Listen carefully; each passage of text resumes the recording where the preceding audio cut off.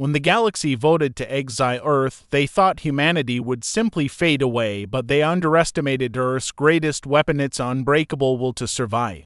Witness the epic battle for survival as humanity fights back with everything it's got. This is not just a fight for existence, it's humanity's declaration that we will never be forgotten. Prepare for a story of defiance, power, and revenge.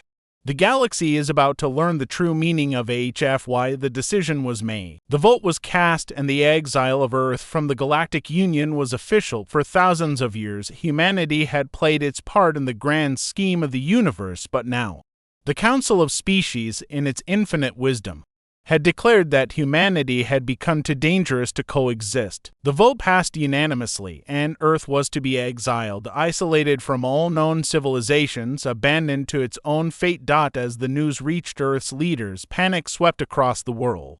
Governments scrambled to respond, scientific communities raced to find solutions, and ordinary people were filled with dread. Yet, amidst the chaos, there was a defiance that simmered just below the surface. A quiet determination that humanity would not go quietly into the night. The United Nations convened an emergency meeting with representatives from every nation gathering to discuss the next steps. Humanity had just received the greatest condemnation in its history, an act that meant the extinction of its place in the cosmos. No one could fully comprehend what the consequences would be.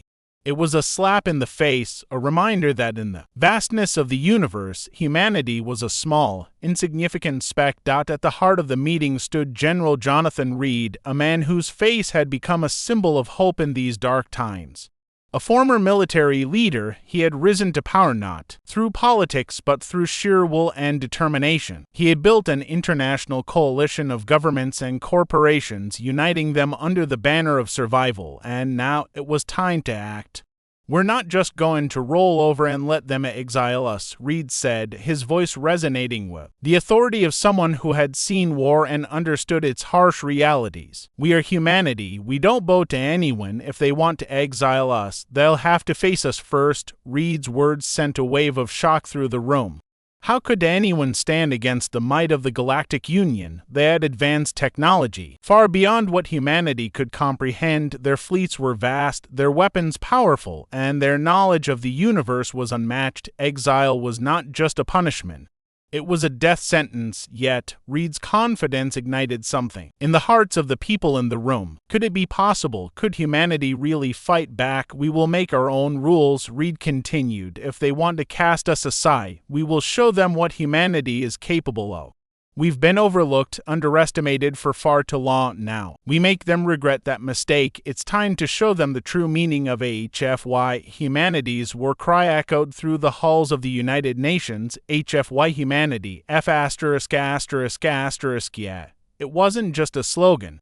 It was a declaration of intent. For far too long, humanity had been considered weak, primitive, and unworthy of respect. But now they would prove themselves to the cosmos. Within days, Reed and his allies put together a plan that would change the course of history. They would not wait for the exile to take effect.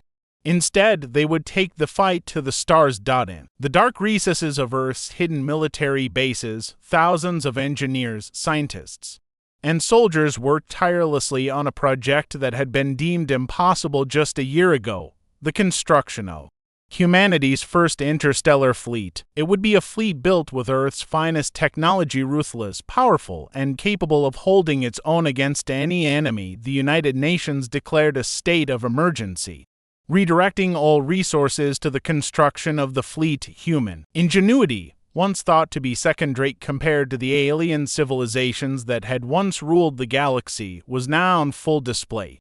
New propulsion systems were developed that allowed humanity's ships to traverse the stars faster than ever before. Advanced weaponry built using Earth's resources and designs was incorporated into the ships, and perhaps most importantly, humanity's military leaders ensured that every member of the fleet was trained to fight not just for survival but for revenge. As the months passed, Earth's fleet began to take shape. Massive ships, capable of carrying thousands of soldiers, were launched into orbit. Smaller, faster vessels were designed for hit-and-run tactics. Drones, equipped with advanced weaponry, were scattered across the galaxy. ready to strike at a moment's notice. And in the heart of the fleet stood the flagship, the Vanguard, a symbol of humanity's resolve. Reed was the first to board the Vanguard when it was finally completed, standing on the bridge.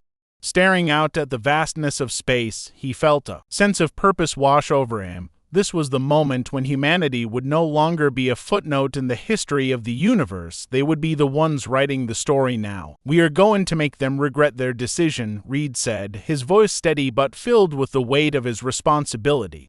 "We will make the Galactic Union understand that humanity is not to be trifled with a fleet ready and humanity's forces prepared for war." The first strike came, the Galactic Union's defense forces, complacent in their belief that humanity was weak, were taken by surprise when the Vanguard and its fleet arrived in their space. They had expected humanity to accept its exile without resistance. Instead, they found themselves facing a well-coordinated, aggressive assault. The first battle was brutal. The Union's ships, though technologically superior, underestimated the ingenuity and desperation of humanity. They fought with a fury that was unmatched, using unconventional tactics that baffled the Union's commanders. In space, the Vanguard carved a path of destruction through the Union's fleets, unleashing devastating firepower on their enemies. Meanwhile, humanity's smaller ships attacked key infrastructure and military bases, crippling the Union's ability to respond effectively. The message was clear: humanity would not be silenced. As the war raged on, the Galactic Union began to realize the gravity of their mistake. They had written humanity off as an insignificant species, a fleeting civilization unworthy of attention, but now they saw firsthand the tenacity and resilience that defined humanity. The Union's forces were overwhelmed, their fleets scattered, and their leaders were forced to reconsider their approach. Reed, ever the tactician, was quick to exploit the Union's vulnerability. He didn't just want to win the war, he wanted to send a message to every species in the galaxy, a message that humanity was no longer willing to be a passive participant in the universe.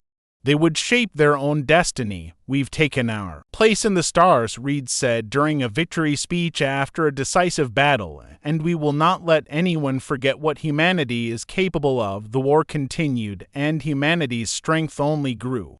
The Galactic Union, once confident in its superiority, found itself on the defensive, unable to match the relentless drive of Earth's forces. Humanity had come together in a way that no one thought possible, and they were proving that they could stand toe-to-toe with any species in the galaxy. Eventually, the Galactic Union came to the bargaining table, their once proud leaders humbled by the sheer force of humanity's will. Earth's terms were simple: humanity would be allowed to remain in the galaxy, free from exile, and would be treated as equals in all future negotiations.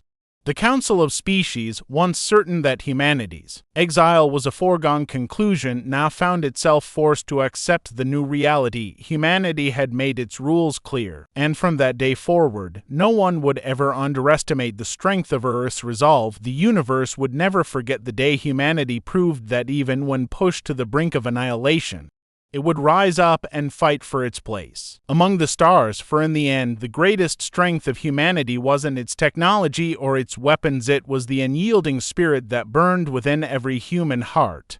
And that spirit would carry humanity to new heights, leaving behind a legacy that would last for eons.